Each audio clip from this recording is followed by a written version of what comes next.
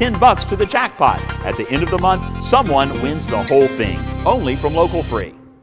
Donate to our Share Your Christmas Food Drive at participating Food City stores. This has been a challenging season for a lot of people health-wise. I'm sure you know somebody, perhaps you yourself, who's had this respiratory issue going on, and then you find out that they have pneumonia. Certainly Dr. Jeremy and Jermaine Hogstrom are seeing that in their office at CHI Memorial's Internal Medicine Associates. Good to see you. Good to see you as well. It's a lot of words to spit out there, but so I want to start with this because I've experienced this, okay? I am asthmatic. I used to be. I'm not so much anymore. And when I was in my 20s, I guess it was, about 26 years old, and I got a doozy of a sickness, and it was pneumonia, and I was not allowed to leave for about 3 weeks or so. They told me don't even go outside. It's a serious problem. Yeah, it is. It is, and especially in the wintertime now, it becomes more of an issue, even for asthmatics, because the weather change that can easily trigger bronchospasms, all of that. And so couple that with now a bacterial infection such as pneumonia, it really makes things a lot worse. Okay, so let's kind of walk through a few things. So first of all, what is the difference in pneumonia and walking pneumonia? So the biggest difference is the bacterial type, and it can be also the presentation of it. The traditional pneumonia is going to be caused by a bacteria called streptococcal pneumonia, which is different kind of bacteria that will oftentimes present as far as what I'm looking for on a chest x-ray, would be very much different from what I'm looking for as far as a walking pneumonia. Bacterial pneumonia, streptococcal pneumonia would typically present with a lot of coughing, a lot of productive cough, phlegm production.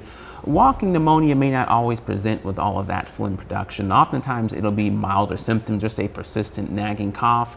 Maybe not feel well, but it's not going to be an overt sort of shortness of breath all the time. Okay, so Jermaine, we hear about the pneumonia vaccine. Yeah. And my understanding of it is that if you take it, it's one shot is good for a long time. Is that right? So the newest vaccine, which is the PCV20, covers about 20 different strands of pneumonia, and that one is designed to be a one-shot vaccine. You know, there used to be previous versions that were more of a two-part course.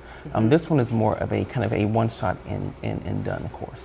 So, I mean, just to kind of throw out some numbers that you shared, I did not research these, but in 2022, more than 41,000 people died as a result of pneumonia in the United States? Yep. And even data as of last year shows that now it can be in upwards of 50,000. So it's kind of been an ongoing problem, and even in regards to hospitalizations, upwards of 1.5 million per year. So is it the kind of thing where you're encouraging people to get that vaccine, or just to be mindful of how they're living and not sharing space if you're already sick?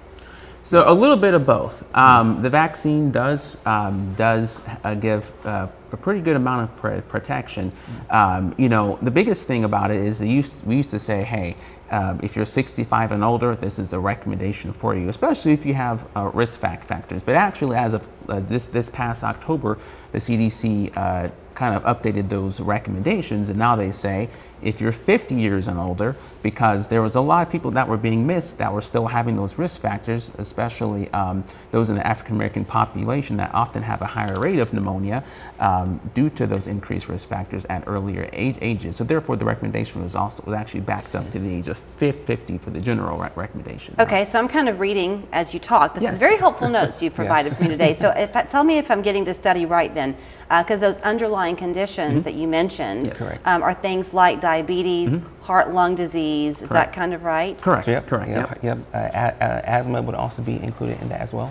Yep. So what is first of all, are there early symptoms of pneumonia? Like, will you first feel sick and think, oh, maybe it's just a cold, or is it pretty obvious? Not always, but some of the more classic symptoms would be that kind of like increased sputum production. Some may have shortness of breath. If you have COPD or asthma, you may have increased wheezing. You may have chills or a fever. So there can be those symptoms that are there that can prompt us to think, okay, could this be going on? Okay, true or false? If you get a cold, but you maybe have these underlying conditions and you just don't tend to it the right way, can the cold persist and become pneumonia? Can a virus become a bacterial infection? Correct. So what can happen is that when you have so much inflammation of the airways, that increases your secretions, right? And for some of us that may have those respiratory diseases, we may not clear them as easily. So that can lead to the bacteria growing in our lungs, causing that inflammation, which can develop into the pneumonia. Okay, so I'll use me as the guinea pig, but back to me again. I mentioned I was young, I was in my 20s. Yeah. But I was in ICU at one point. So I learned early on that if I got a cold, I had to just be a baby and take it seriously, and I would just rest for a day or two, and then I could seem to kind of ward it off. So that wasn't just in my head, that was somewhat practical of me. That is actually practical. Rest does play a big role in your immune response, and a lot of data shows that sleep deprivation actually can kind of decrease your immune response actually.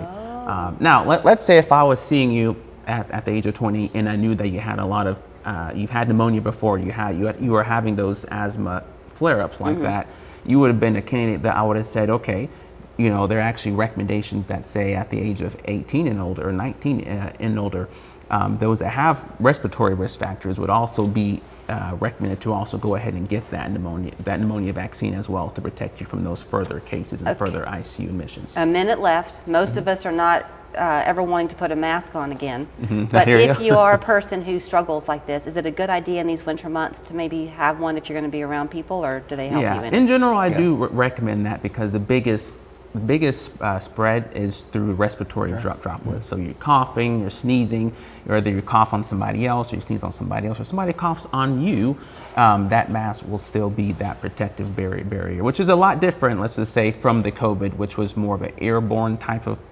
particle. Respiratory droplets are pretty much, you cough, it lands somewhere, hopefully Gotcha. not on you. All right. Well, we hope that everybody stays safe and healthy in the weeks to come. But if you find yourself not feeling good, if you want a primary care physician, they would love to help you make 2025 your year. You'll find them on Hickson Pike. Their phone number 875-0999. Merry Christmas to you guys. Thank you as well. Same to you. In a world filled with noise, true strength is found in quiet confidence. At Watermark Keith,